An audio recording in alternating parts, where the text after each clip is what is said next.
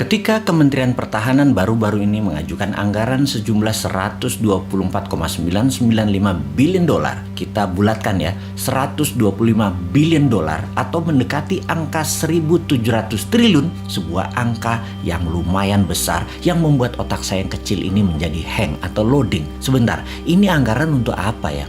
Beli senjata atau bikinan senjata dalam negeri nih. Grand Plan pertahanan negara arahnya bedil-bedilan atau model Tiongkok, menaklukkan negara lain tanpa bedil, pakai smart dan soft power, bukan hard power. Kita semua tahu hard power itu old mind, kuno, harus dikombinasi dengan soft dan smart power, model Tiongkok lah.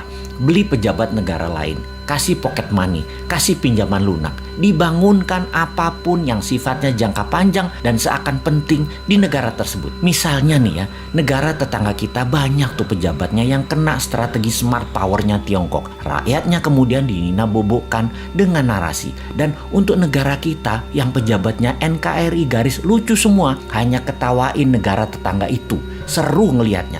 Bener deh, kasihan anak cucu negara tetangga itu nantinya ketika tidak ada narasi yang bisa dibangun untuk bisa menahan kebenaran kelak. Kembali ke anggaran maha besar. Ketika kita mengetahui bahwa anggaran militer itu ternyata pakai hutangan, ini membuat lemes generasi new mind. Lah nanti yang bayar siapa? Ini multi years loh nyicil hutangannya. Bener deh, ini harus dipertanyakan bukan hanya Kofadis Departemen Pertahanan, juga pertanyakan mau bangun militer 1.700 triliun dengan ngutang segede APBN Indonesia dalam 1 tahun itu, kita baliknya dapat apa? Sekarang aja utangnya sudah 6.500 triliun, ditambah BUMN yang minusnya banyak, PLN minus, KAI minus, Garuda minus, serta banyak lagi yang angkanya bikin gemeter new mind. Kalau old mind sih nggak gemeter, karena memang mindsetnya bisanya ngutang. Biasa itu ngutang bagi mereka. Oke, kita yang bodoh ini mau nanya, ini arah militer Indonesia mau kemana ya? Kita tanya, anggap semuanya buat beli alat utama sistem pertahanan, alutsista. Ini kita mau defense, mau bertahan atas serangan dari negara mana? Apa bentuk serangannya mereka emangnya? Sehingga beli penangkisnya apa? Oh oke, kita mungkin mau menyerang. Mau menyerang siapa? Wilayah mana yang mau diserang? Yang mau ditaklukkan? Papua Nugini, Pasifik Selatan, Australia, atau Malaysia, atau kemana?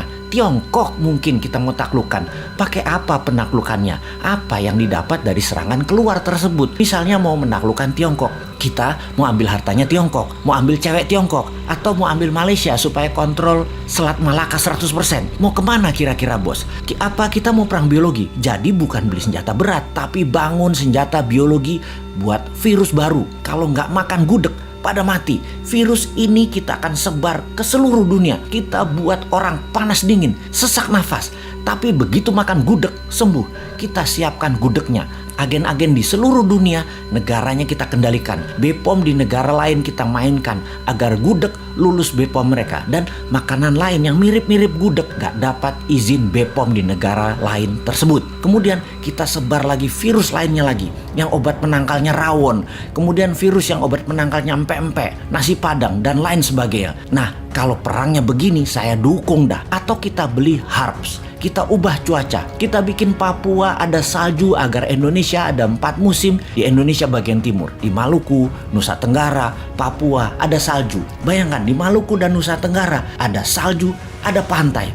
Keren abis. Di Papua akan ada ski resort, banyak. Kayak di Swiss, gila nih Indonesia kerennya. Sementara di Indonesia bagian barat dan tengah seperti biasa, hanya 2 musim. Lupa, ada musim pilkada sama pilpres ya, sama musim duren. Maaf nggak kehitung. Tapi loh ya, saya ini yang bodoh ngaku pinter Nan Sontoloyo selalu curiga kalau ada anggaran multi years sampai jabatan selesai masih ada kewajiban yang ditanggung renteng. Maksudnya begini, di akhir masa jabatan presiden sebelum ini ada juga lembaga yang last minute kira-kira 2 tahunan terakhir masa jabatan beli alat-alat multi years sampai 10 tahun ke depan. Sehingga pejabat di presiden baru Pak Jokowi periode 1 departemen itu anggarannya hanya untuk membayari utangan dari kebijakan multi years pejabat sebelumnya. Bahkan sampai sekarang masih nyicil sehingga departemen itu kering sekarang.